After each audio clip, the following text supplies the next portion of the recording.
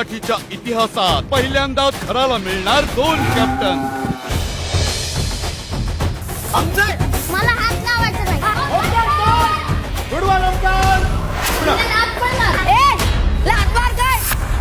मराठीच्या इतिहासात पहिल्यांदाच घराला मिळणार 2 कॅप्टन. मला हात लावायचा नाही.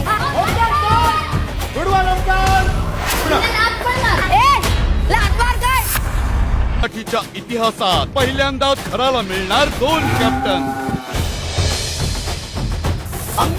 मला हात लावायचा नाही.